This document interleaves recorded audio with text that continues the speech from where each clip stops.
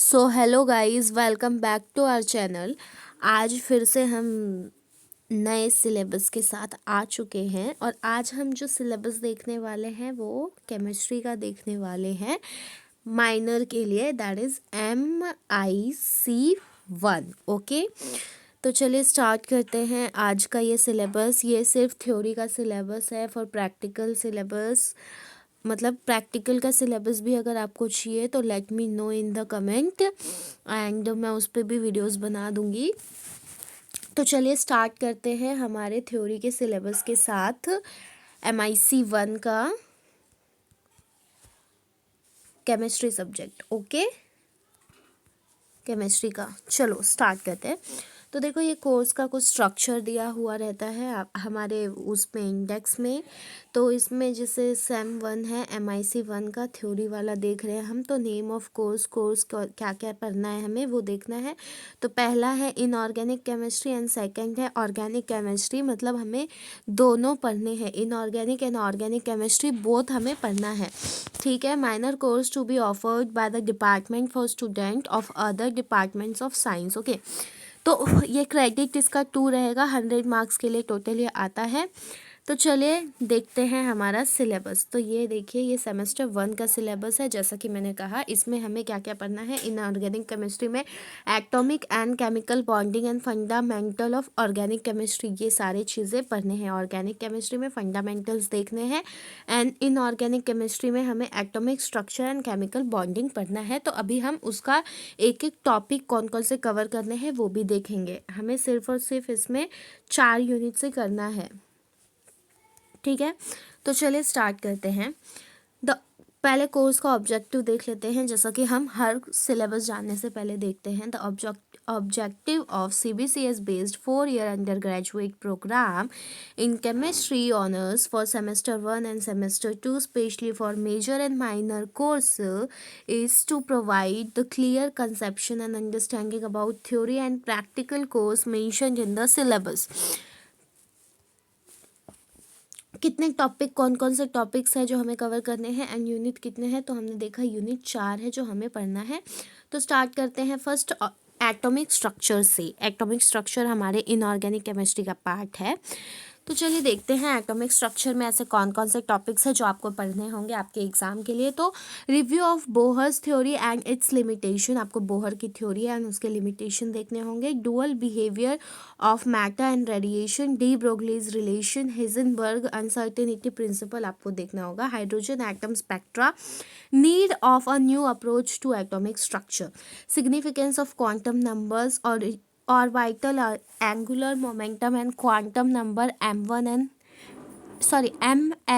and MS, shapes of S, P and D atomic orbitals, nodal planes, discovery of spin quantum number and magnetic spin quantum number, rules for filling electrons in various orbitals, electronic configuration of the atom, stability of half filled and completely filled orbitals, concept of exchange energy, relative energy of atomic orbitals, anomalous electronic configuration, Hund's, Pauli's and Aufbau's principle। ये सारे पढ़ने हैं जिसके लिए आपको minimum lecture 6 लगेंगे।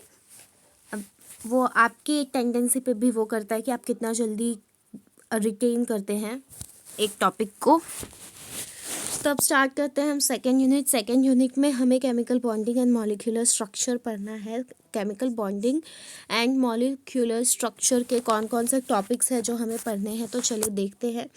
पहला है ionic bonding, general characteristic of ionic bonding, energy consideration in ionic bonding, lattice energy and solvation energy and their importance in the context of stability and solubility of ionic compounds, statement of Born-Lange equation for calculation of lattice energy, Born-Haber cycle and its applications, polarization power and polarizability, Fazan's rules, ionic character in covalent compound, bond moment, dipole moment and percentage ionic character। Covalent bond देखना है। Ionic bond का हमने देख लिया कि ये सारे topics हमें पढ़ने हैं। कोवलेंट बॉन्ड में अब कौन कौन से टॉपिक्स पढ़ने हैं। तो valence bond approach, shapes of some inorganic molecules and ions on the basis of VSEPR and hybridization with suitable examples of the linear, trigonal, planar, square, planar, tetrahedral, trigonal, bipyramidal and octahedral arrangements, concept of resonance and resonating structure in various inorganic and organic compounds.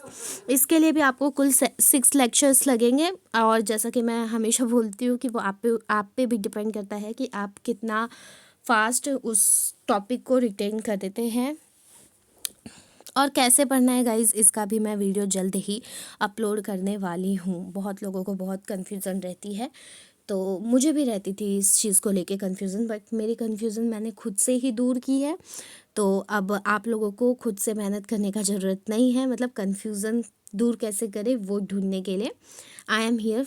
Third unit है जिसमें organic chemistry में section B में हम पहुंच गए हैं, ठीक है। थर्ड यूनिट है फंडामेंटल ऑफ ऑर्गेनिक केमिस्ट्री, जिसके अंदर हमें physical effects, electronic displacement, inductive effect, electromeric effect, resonance and hyperconjugation, cleavage of bonds, homolysis and heterolysis, structure, shape and reactivity of organic molecules, nucleophiles and electrophiles, reactive intermediates, carbocations, carboanions and free radicals, strength of organic acid and bases, comparative study with emphasis on factor affecting pK values, aromaticity, benzenoids and Huckel's rule। Okay, इसका भी ख़त्म हो गया। इसमें भी आपको minimum 4 lecture लगने वाले हैं।